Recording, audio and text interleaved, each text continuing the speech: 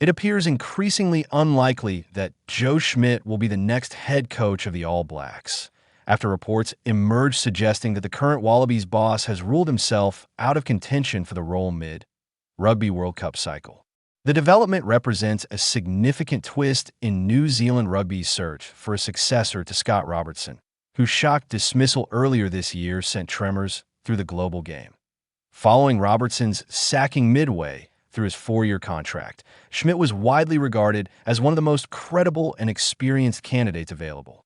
His pedigree as a proven international coach, combined with his New Zealand roots and deep understanding of the All Blacks environment, made him a natural fit for a governing body eager to stabilize the national side after a turbulent period.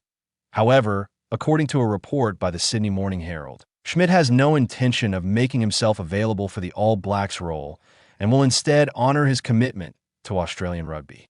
While it has been claimed that New Zealand Rugby, NZR, informally sounded him out about the position, the indication now is that Schmidt will not consider a move back across the Tasman, allowing NZR to strike his name off their shortlist. Loyalty to Australia. Schmidt's reported decision to remain loyal to Australia is significant, particularly given the strained history between the two rugby nations and the rarity of coaches crossing that divide at such a critical moment. Despite being a New Zealander by birth and having built much of his coaching reputation abroad, Schmidt has become deeply invested in the Wallabies project over the past year. Although he is still technically Australia's head coach, Schmidt has already overseen his final match in charge, which took place during the Wallabies' end-of-year tour in November 2025. His role now is one of transition rather than long-term stewardship. Under the current arrangement, Schmidt will remain in place as a caretaker figure while his designated successor, Les Kiss, completes the Super Rugby Pacific season with the Queensland Reds. Kiss is expected to formally assume control ahead of the inaugural Nations Championship, giving Australian rugby a degree of continuity at a time when stability has often been in short supply. That transitional responsibility may be one of the factors underpinning Schmidt's reluctance to entertain discussions with NZR. Walking away mid-handover could undermine the very progress he has been tasked with safeguarding, a missed opportunity for NZR from New Zealand Rugby's perspective. Schmidt's unavailability represents a notable setback. In the aftermath of Robertson's departure, NZR made it clear that it was seeking a coach who met two key criteria. The individual must be a New Zealander and must possess substantial international experience. Few candidates satisfy both requirements as convincingly as Schmidt. His success with Ireland, where he transformed the side into one of the most consistent performers in world rugby, remains one of the defining coaching achievements of the professional era. He later played a pivotal role as part of Ian Foster's All Blacks coaching group, contributing to New Zealand's run to the 2023 Rugby World Cup final. In short, Schmidt appeared to tick every box. That reality makes his reported refusal all the more damaging for NZR, which now faces a narrower field of candidates and a more complex decision-making process at a delicate juncture in the All Blacks' history. The remaining contenders, with Schmidt seemingly out of the equation, attention has turned to a group of experienced New Zealand coaches currently operating overseas. Among the leading contenders are Jamie Joseph, Dave Rennie, and Vern Cotter, all of whom boast extensive test-level experience across multiple international environments. Joseph, who is currently involved with Japan and has also coached the All Blacks 15, is widely regarded as the frontrunner. His past success with the Highlanders, where he built a title-winning culture, and his strong relationship with attack coach Tony Brown have only strengthened his case. Rennie, now based in Australia after spells with the Wallabies and its Super Rugby level, is another serious option. Known for his meticulous planning and player development credentials, he has long been considered a coach capable of thriving in the All Blacks environment, even if his Wallabies tenure produced mixed results.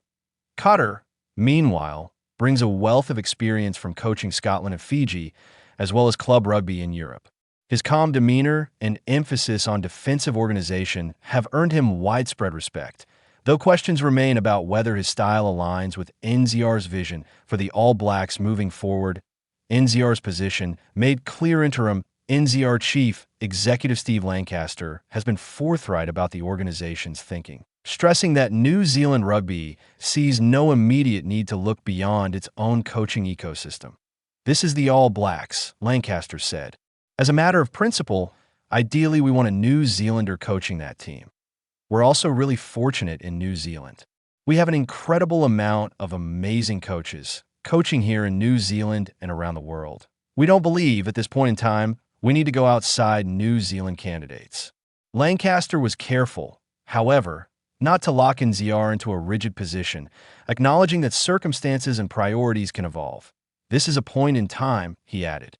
"One of the things I will say is that when you're in high performance in elite sport, what's valid at one point in time doesn't necessarily stay valid indefinitely. I'm always loath to make predictions about the future, but at this point in time, we believe we've got the right criteria for the role." That measured stance suggests that while Schmidt is no longer a candidate now, the door may not be permanently closed, particularly if circumstances change after the 2027 Rugby World Cup. Why Schmidt's reluctance makes sense from Schmidt's perspective. The decision not to commit to the All Blacks role is understandable on multiple levels. Beyond professional loyalty and contractual obligations, there are deeply personal considerations that have shaped his career choices in recent years. Schmidt has previously spoken about the impact of his son's severe epilepsy, a condition that has influenced his willingness to take on certain roles or commit to long-term positions that demand constant travel and high stress. That reality was a key factor in his decision to step away from the Ireland head coaching role in 2019, despite unprecedented success. While Schmidt did later return to international rugby, he has consistently prioritized roles that offer flexibility and allow him to balance professional responsibilities with family needs. Taking on the All Blacks job, arguably the most scrutinized and high-pressure coaching position in world rugby, would represent a significant escalation in demands. There may also be lingering issues between Schmidt and NZR stemming from the manner in which Scott Robertson was appointed as All Blacks head coach in the first place. Schmidt was among those who publicly questioned aspects of the process, even if the central figure in that controversy, former CEO Mark Robinson, has since departed.